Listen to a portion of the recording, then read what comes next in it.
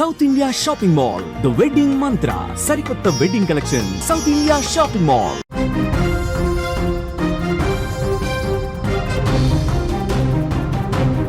War zone breaking news మనం చూస్తున్నాం. Ukraine పై మళ్ళీ రష్యా విరుచుకుపడుతోంది. 300 డ్రోన్లు 7 మిసైల్స్తో దాడి చేస్తోంది. ఉక్రెయిన్ ప్రధాన నగరాలే టార్గెట్గా ఈ దాడులు కొనసాగుతున్నాయి. ఉక్రెయిన్ పై నార్త్ కొరియా మిసైల్స్ ప్రయోగం జరుగుతోంది. 5 ఇస్కాండర్ కే క్రూయిజ్లతో దాడి చేస్తోంది. నిన్న కూడా 479 డ్రోన్లు 19 మిసైల్స్తో రష్యా దాడి చేసినటువంటి పరిస్థితి. రష్యా దాడులను ఉక్రెయిన్ కూడా ధృవీకరించిన పరిస్థితి. ఉక్రెయిన్పై రష్యా దాడులు రోజు రోజుకి ముమ్మరం చేస్తున్నటువంటి పరిస్థితి.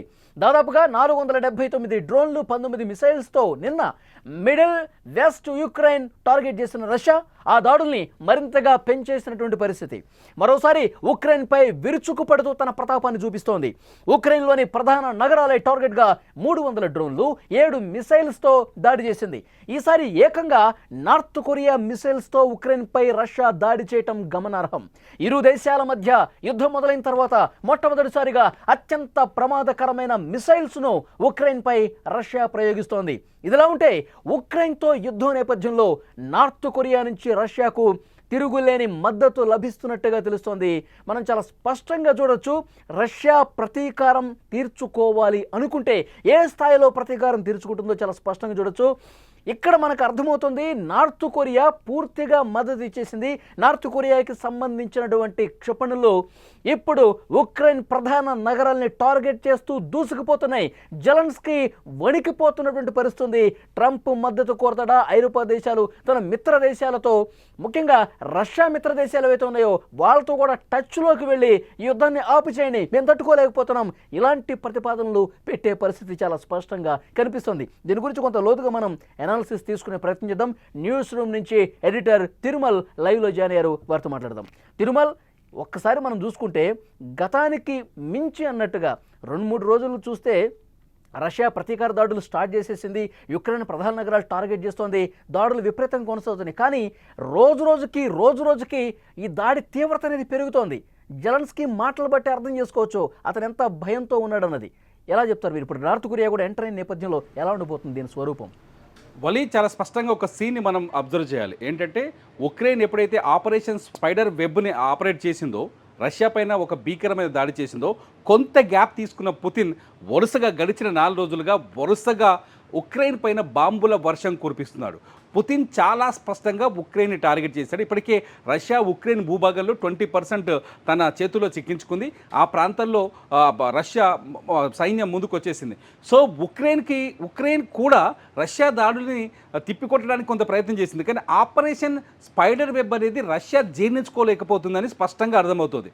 ఇవాళ కూడా దాదాపు 300 డ్రోన్లతో అట్లాగే 9 మిసైల్స్ని ప్రయోగించింది. ఇందులో ముఖ్యంగా మీరు అన్నట్టు నార్త్ కొరియా మిసైల్స్ కనిపిస్తున్నాయి. చాలా స్పష్టంగా చూడొచ్చు. లాస్ట్ వీక్లో రష్యా రాయబార కార్యాలయం అంటే రష్యా విదేశాంగ శాఖ ప్రతినిధి నార్త్ కొరియా వెళ్ళారు. అక్కడ కిమ్ జోంగ్తో భేటీ అయ్యారు. యుద్ధానికి కావాల్సిన సహాయాన్ని అడిగారు. ఇది చాలా స్పష్టంగా మొదట ఈ సంవత్సరంలో ఆయన 2 సార్లు వెళ్ళారు నార్త్ కొరియాకి. 2 సార్లు కూడా కిమ్ చాలా స్పష్టంగా రష్యాకి మేము అన్కండిషనల్గా ఎటువంటి షరతులు లేకుండా మేము సపోర్ట్ చేస్తున్నాము, అంటే రష్యా యుద్ధంలో మేము భాగస్వామి అవుతున్నామని ప్రకటించినట్టే అనుకోవాలి. ఇప్పటికే ఉక్రెయిన్ బోలెడంత పేలుడు సామాగ్రిని కావచ్చు, మిసైల్స్ని కావచ్చు, లేకపోతే ఇతర యుద్ధ సామాగ్రికి సంబంధించిన మిలిటరీ సపోర్ట్ అయితే బోలెడంత రష్యాకు చేస్తోంది. అందుకే జెలెన్స్కీ మొదటి నుంచి చెప్తున్నాడు, ఎవరైతే మేము యుద్ధం చేస్తున్నామో సరిహద్దుల్లో దాదాపు 600 మందికి పైగా నార్త్ కొరియా సైనికులు చనిపోయారు, వాళ్ళ మృతదేహాలు మా దగ్గర ఉన్నాయని ఆల్రెడీ శాంతి చర్చలకు ముందే ఈ విషయాన్ని ప్రకటించాడు. ఆ తర్వాత ఇప్పుడు ఎప్పుడైతే నార్త్ కొరియాకి రష్యా ప్రతినిధులు వెళ్ళారో, కిమ్ ఎప్పుడైతే రష్యాకి బాహాటంగా మద్దతును ప్రకటించారో ఆటోమేటిక్గా నార్త్ కొరియాకి సంబంధించిన మిసైల్స్ పడ్డాయని ప్రపంచానికి చెప్పే ప్రయత్నం చేస్తున్నారు జెలెన్స్కీ ఏం మామూలుగా లేడు. కొద్దిసేపటి క్రితం మీరు ఒకసారి చూస్తే మీడియాలో చాలా స్పష్టంగా ఇప్పటికీ ఎక్స్చేంజ్ ఫైర్ చాలా దారుణంగా జరుగుతుంది. సరిహద్దుల్లో రష్యా డ్రోన్లో అటాక్ కావచ్చు, బాంబు దాడులు కావచ్చు వరుసగా చేస్తుంది. ఉక్రెయిన్ వాటిని తిప్పికొడుతుంది, ఎదుర్కొంటోంది. వ్యూహాత్మకంగా దాడి చేశాడు రష్యా మీద. ఎందుకంటే 18 నెలల పాటు చాలా పక్కాగా పకడ్బందీగా డ్రోన్లని రష్యా భూభాగంలో 6,000 కిలోమీటర్లు లోపలికి పంపించి రష్యా ఎయిర్ బేస్ మీద దాడి చేసి తీవ్ర నష్టం కలిగించాడు కదా. ఇప్పుడు యుద్ధ విమానాలు ధ్వంసమయ్యాయి, ఎయిర్ బేసులు ధ్వంసమయ్యాయి, గుండె మీద కొట్టినట్టు పరిస్థితుంది. ఇప్పుడు నార్త్ కొరియా మద్దతుంటేనే ప్రతీకారం 100% తీర్చుకోగలను అని భావించి నార్త్ కొరియా సపోర్ట్ తీసుకున్న పరిస్థితి ఉందా? అట్లాగే చూడాలా? అంటే ఇవాళ రష్యా చాలా ఒక కీలకమైన వ్యాఖ్య చేసింది, నాటో విస్తరణ తగ్గాలి. ఒక కీలకమైన వ్యాఖ్య. నాటో అంటే పరోక్షంగా నాటో ఉక్రెయిన్కి మద్దతు ఇస్తుంది, యూరప్ దేశాలు ఉక్రెయిన్కి మద్దతు ఇస్తున్న వ్యాఖ్యలను కూడా రష్యా ఇవాళ చేసింది. రష్యా ప్రతినిధి బృందం యుద్ధం పైన మాట్లాడుతూ నాటో విస్తరణ తగ్గాలి, నాటో విస్తరణ అనేది ప్రమాదకరం ప్రపంచానికని చాలా స్పష్టంగా చెప్పారు. ఎందుకంటే నార్త్ కొరియా పైన జెలెన్స్కీ వరుసగా ఆరోపణలు చేయడం, నార్త్ కొరియా సైన్యం రష్యా సైన్యంతో కలిసి మా పైన దాడులు చేస్తుందని చెప్పడం, నార్త్ కొరియా యుద్ధంలో భాగమైందని చెప్పడం, నార్త్ కొరియా ఓపెన్గా రష్యాకి మద్దతు ప్రకటించడం వల్ల హింసాత్మకం సృష్టించే ప్రయత్నం చేస్తున్నారని చెప్పడం, ఇదంతా చూస్తుంటే జెలెన్స్కీ భయపడుతున్నట్టు అనిపించట్లే. ప్రపంచ దేశాల్ని ఈ యుద్ధం వైపు రష్యాని ఆపండి అని చెబుతూనే ఇతర దేశాలు ఈ యుద్ధంలో ఇన్వాల్వ్ అవుతున్నాయనే మాట చెప్తున్నారు. ఇది కొంత ప్రమాదకరమైన సిచ్యువేషన్. ఎందుకంటే 3 ఏళ్లుగా 2022 నుంచి జరుగుతున్న యుద్ధంలో ఇప్పటికీ అనేక మంది ప్రాణాలు కోల్పోయారు. వేలాది మంది రష్యా సైన్యం కావచ్చు, ఇటు ఉక్రెయిన్ సైన్యం కావచ్చు ప్రాణాలు కోల్పోయారు. వాళ్ళ శరీరాలు తునాతునకలైనాయి. వాళ్ళని ఒక్క దేశానికి ఒక దేశం అప్పగించుకునే ఒక ఒప్పందం మాత్రమే కుదిరింది. అది కేవలం 1,200 మందిని నిన్న అప్పగించారు. గాయపడ్డ వాళ్ళు రష్యా దగ్గర బందీలుగా ఉన్నారు. గాయపడ్డ రష్యా సైనికులు ఉక్రెయిన్ దగ్గర బందీలుగా ఉన్నారు. పరిస్థితి భీతావాహంగా ఉంది. ఈ పరిస్థితిని కంట్రోల్ చేయాలి అంటే ఇప్పుడు శాంతి వైపు అడుగులు వేయాల్సిన అవసరం ఉంది. డొనాల్డ్ ట్రంప్ దీనికి కొంత ప్రయత్నం చేశారు. ఇస్తాంబుల్లో 2 దేశాల మధ్య 2 దఫాల శాంతి చర్చలకు కొంత ఆస్కారం ఏర్పడింది. కానీ ఈ ఎప్పుడైతే స్పైడర్ వెబ్ అటాక్ జరిగిందో దాంతో ఒక్కసారిగా మళ్ళీ పరిస్థితి అంతా చెల్లాచెదురైంది. ఇప్పుడు శాంతి చర్చలు, డిస్కషన్స్ అనే వాయిసే వినిపించట్లేదు రష్యా. ఖచ్చితంగా మొన్న ట్రంప్ చెప్పినప్పుడే చాలా స్పష్టంగా ట్రంప్కి పుతిన్ చెప్పాడు. మనం చాలాసార్లు చెప్పుకున్నాం, పుతిన్ ఇప్పట్లో నేను ఉక్రెయిన్ వదిలిపెట్టను అని ట్రంప్కు తెగేసి చెప్పినట్టుగా తెలుస్తోంది. అక్కడ చెప్తున్నాడు ట్రంప్ చాలా మనం ట్రంప్ ట్వీట్లో ఒకసారి చూడొచ్చు. ట్రంప్ చాలా బాగా మాట్లాడారు, కానీ ఇప్పట్లో పీస్ కుదిరే పరిస్థితి నాకు కనిపించలేదు అన్నాడు. ఎవరు? Donald Trump. పుతిన్ చాలా బాగా మాట్లాడారు, కానీ ఇప్పట్లో పీస్ కుదిరే పరిస్థితి నాకు కనిపించలేదని ట్రంప్ తన ట్వీట్లో రాశాడు. ఇది చూస్తుంటే ఖచ్చితంగా పుతిన్ చాలా వ్యూహాత్మకంగా పకడ్బందీగా తన మిత్ర దేశాల బలాన్ని అన్వయించుకుంటున్నాడు. ఇతర దేశాల నుంచి కూడా తన బలాన్ని తెచ్చుకుంటున్నాడు. ఉక్రెయిన్ ఆల్రెడీ యుద్ధంలో ఉంది అని చెప్పాలి మనం ఇక్కడ. తిరుమల ఇప్పుడు 3వ ప్రపంచ యుద్ధానికి ఏమన్నా ఒక రూట్ మ్యాప్ రెడీ చేస్తున్నాడా జెలెన్స్కీ? ఇప్పుడు నార్త్ కొరియా సపోర్ట్ అటు చేసింది కాబట్టి మన మిత్ర దేశాలు ఏవైతే ఉన్నాయో, మన నాటో దేశాలు ఏవైతే ఉన్నాయో, మీరు కూడా నాకు సపోర్ట్ చేయండి, యుద్ధ కథనంలోకి దిగండి అని చెప్పి పరోక్షంగా థర్డ్ వరల్డ్ వార్ క్రియేట్ చేసే పరిస్థితి ఏమైనా కనిపిస్తుందా జెలెన్స్కీ? ఏమో జెలెన్స్కీ అరుపులు వినిపిస్తుంటే అట్లే అనిపిస్తుంది కదా.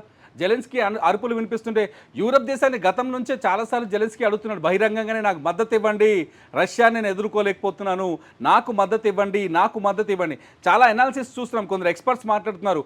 ఉక్రెయిన్లో ఉన్న అనేక ఖనిజ సంపదలు కావచ్చు, ప్రకృతి వనరులు కావచ్చు, వీటిపైన యూరప్ దేశాలు గ్రిప్ సాధించాయి. చాలా యూరప్ దేశాలు, అమెరికా దాదాపు 60% పైగా ఉక్రెయిన్లో ఉన్న ఖనిజ సంపద పైన లేకపోతే ప్రకృతి వనరుల పైన ఒప్పందాలు చేసుకొని ఉంది. యూరప్ దేశాలు కూడా ఉక్రెయిన్లో ఉన్న చాలా ఇటువంటి వనరులని యూరప్ దేశాలు కూడా కొన్ని తమ గ్రిప్లో పెట్టుకునే ప్రయత్నం చేసి, ఒక రకంగా చెప్పాలంటే ఉక్రెయిన్ని ఒక వస్తువుగా వాడుకుంటున్న యూరప్ దేశాలు. ఈ టైంలో ఖచ్చితంగా జెలెన్స్కీ ఉక్రెయిన్కు తరఫున యూరప్ దేశాలని కానీ ఇతర దేశాలని మద్దతు అడిగే అవకాశం ఉంది. ఒకవేళ యూరప్ దేశాల్లో లేకపోతే నాటో కూటమియో ఉక్రెయిన్కి మద్దతు ఇస్తే ప్రపంచ యుద్ధం స్టార్ట్ అయినట్టు చెప్పాలి. ఎందుకంటే స్పష్టంగా కనిపిస్తుంది నార్త్ కొరియా అన్కండిషనల్గా రష్యాకి మద్దతు ఇస్తుంది. నార్త్ కొరియా సైన్యం ఇవాళ రష్యా సైన్యంతో కలిసి పోరాటం చేస్తుంది. ఉక్రెయిన్ సైన్యం జరిపిన ఎదురుకాల్పుల్లో నార్త్ కొరియా సైనికులు చనిపోయినట్టుగా ఆధారాలు ఉన్నాయి. ఇవాళ ఉక్రెయిన్లో దొరికిన బ్యాలిస్టిక్ మిసైల్స్ చూస్తే నార్త్ కొరియా మిసైల్స్ కనిపిస్తున్నాయి. ఇదంతా చూస్తుంటే రష్యాకి ఉక్రెయిన్ నార్త్ కొరియా కానీ సపోర్ట్ చేస్తుంది కనిపిస్తుంది కదా. ఇంకోవైపు ఇటు ఉక్రెయిన్కి ఆల్రెడీ బ్రిటన్ సపోర్ట్ చేస్తుంది. బ్రిటన్ 10.8 బిలియన్ పౌండ్ల ఆర్థిక సాయాన్ని, మిలిటరీ సాయాన్ని అందిస్తోంది. ఆల్రెడీ 30,000 రాకాసి డ్రోన్లను అందించింది. ఇంకో 1,00,000 డ్రోన్లని ఈ ఆగస్టు నుంచి మేము సరఫరా చేస్తామని ఉక్రెయిన్కి బాహటంగానే చెప్తోంది. ఇదంతా చూస్తుంటే కొంత 3వ ప్రపంచ యుద్ధం వరకు యుద్ధం కొనసాగుతుందేమో, 3వ ప్రపంచ యుద్ధానికి ఈ యుద్ధమే మూలం అవుతుందేమో ఒక ఆలోచన అయితే స్టార్ట్ అయింది. చర్చ అయితే ఉంది ప్రపంచవ్యాప్తంగా. ఇంటర్నేషనల్ మీడియా చాలా స్పష్టంగా చెప్తుంది, యూరప్ కూడా చాలా స్పష్టంగా చెప్తుంది, పుతిన్ పైన దాడి చేయడం వల్ల యూరప్కి థ్రెట్ తగ్గింది. పుతిన్ పైన దాడి చేయడం 41 యుద్ధ విమానాలని ధ్వంసం చేయడం వల్ల యూరప్ పైన రష్యా అణుబాంబులు వేసే ప్రమాదం తీవ్రత కొంత తగ్గింది. ఎందుకంటే ప్రపంచంలోనే అత్యంత అణు నిల్వలు కలిగిన అణు బాంబులు కలిగిన దేశం రష్యా. రష్యా దగ్గర ఉన్న ఒకవేళ రష్యా తిరగబడి బాంబులు వేస్తే ప్రపంచం అంతా స్మాష్ అయ్యే అవకాశాలు చాలా స్పష్టంగా ఉంటాయి. ఎందుకంటే 5,500కు పైగా వార్ హెడ్స్ వాళ్ళ దగ్గర ఉన్నాయి, రష్యా దగ్గర ఉన్నాయి. అందుకనే టార్గెట్గా ఆపరేషన్ స్పైడర్ వెబ్ని యూరప్ దేశాలు సమర్థిస్తున్నాయి. యూరప్ మీడియా చాలా స్పష్టంగా చెప్పింది. ఉక్రెయిన్ అధ్యక్షుడు జెలెన్స్కీని యూరప్ మీడియా హీరోగా చిత్రీకరించింది. ఇదంతా చూస్తుంటే కొంత గందరగోళ పరిస్థితి అయితే ఉంది. అంతర్గతంగా గతంలో కోల్డ్ వార్ అనుకున్నాం కదా, అలా కోల్డ్ వార్ అయితే ఒకటి కొనసాగుతుందని చెప్పాలి. ఖచ్చితంగా ఇది కొంత జెలెన్స్కీ వ్యాఖ్యల వెనుక రాజకీయ వ్యూహం ఉంది. వ్యూహాత్మకమైన వ్యాఖ్యలే చేస్తున్నాడు. ఉక్రెయిన్ బదనాం చేస్తున్నాడు, రేపు ఇంకో దేశాన్ని బదనాం చేసే అవకాశం ఉంటుంది. బాబోయ్ కాపాడని అంటున్నాడు, దాడులు కూడా చేస్తున్నాడు. ఇదంతా చూస్తే మాత్రం కొంత ఆందోళన ఉందని అనుకోవచ్చు. వలి రోజు రోజుకి తీవ్రత అనేది పెరుగుతుంది. ఎందుకంటే మొన్న 479 డ్రోన్లు, 19 మిసైల్స్, ఇప్పుడు మళ్ళీ 315 డ్రోన్లు, 23 నార్త్ కొరియాకి సంబంధించిన క్రూయిజ్ మిసైల్స్తో దాడి చేసే పరిస్థితి. అంటే ముఖ్యంగా ఉక్రెయిన్ ప్రధాన నగరాలు అల్లాడిపోతున్నాయి. సాధారణ పౌరులు కూడా చాలామంది చనిపోతున్నటువంటి పరిస్థితి ఉంది. చిన్నపిల్లలు కూడా ఉన్నట్టుగా సమాచారం అయితే వస్తుంది. ఐరాసా కూడా దీన్ని ధృవీకరించినటువంటి పరిస్థితి. ఇది ఇట్లాగే కొనసాగితే అంటే ఏ పాయింట్ వరకు పుతిన్ ప్రతీకారం చల్లారే పరిస్థితి ఉందంటారు? అదే అర్థం కావని పరిస్థితి. ట్రంప్ వచ్చాడు, ఇప్పటికీ ట్రంప్ వచ్చి అడిగాడు కానీ సెట్ అవ్వట్లేదు. ట్రంప్ కూడా తోక ముడిచినట్టుగా కనిపిస్తుంది ఈ రెండు దేశాల మధ్య విషయంలో. రష్యా వినే పరిస్థితిలో కనిపించట్లేదు. ఎందుకంటే రష్యా దాడుల తీరు కూడా మారిపోయింది. అంతకుముందుకు డే లైట్లో అటాక్ చేసిన సందర్భాల్లో ఇప్పుడు రష్యా నైట్ పూట అటాక్లు చేస్తుంది. నిన్న సోమవారం చేసిన దాడి 479 డ్రోన్లతో డేలోనే కొట్టింది. ఇవాళ 300 డ్రోన్లు మీరు అన్నట్టు నార్త్ కొరియాకి సంబంధించిన 23 మిసైల్స్ డే లైట్లోనే నైట్లోనే ఈవినింగ్ అయిన తర్వాత బాంబుల వర్షం కురిపిస్తుంది. ఎందుకంటే ఉక్రెయిన్ దొంగ దెబ్బ కొట్టింది. వాళ్ళ భూభాగంలోకి వెళ్ళింది, డ్రోన్లని స్మగ్లింగ్ చేసి అక్కడ తీసుకుపోయింది, వాళ్ళ ఎయిర్ బేస్లు టార్గెట్ చేసింది, వాళ్ళ యుద్ధ విమానాలని బాంబర్స్ని చాలా పక్కడ్బందీతో ప్లాన్తో అటాక్ చేసి వచ్చి సంబరాలు చేసుకుంది. మంట ఉంటుందిగా ఎవరికైనా, ఆటోమేటిక్గా పుతిన్ మంట తగ్గే వరకు బాంబుల దొంగ దెబ్బ కావచ్చేమో కానీ యుక్రెయిన్ మాత్రం వ్యూహాత్మక ఎత్తుగడగా చూస్తుంది. అంటే అంతేగా రష్యా ఆలోచించే దొంగ దెబ్బ అనుకుంటాం కదా. మన దగ్గర పహల్గామ్లో జరిగిన దాడిని మనం ఏమనుకుంటాం, దొంగ దెబ్బ అనుకుంటాం కదా. వాళ్ళు విజయోత్సవాలు చేసుకుంటున్నారు.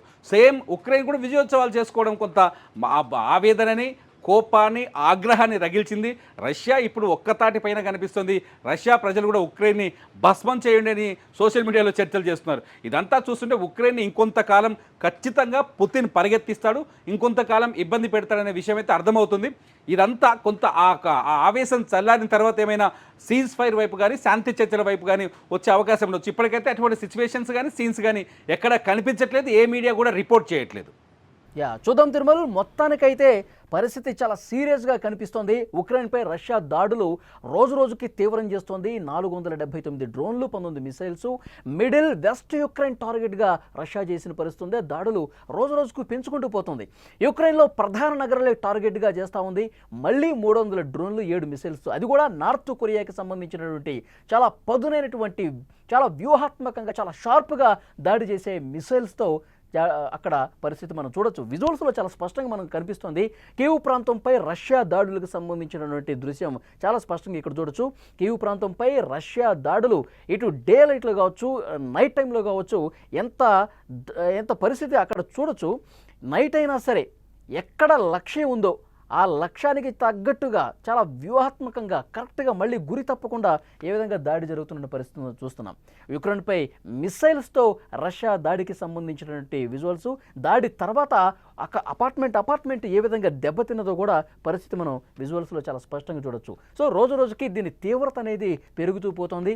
దాడుల తీవ్రత అనేది చాలా సీరియస్నెస్ అనుకున్న పరిస్థితుంది.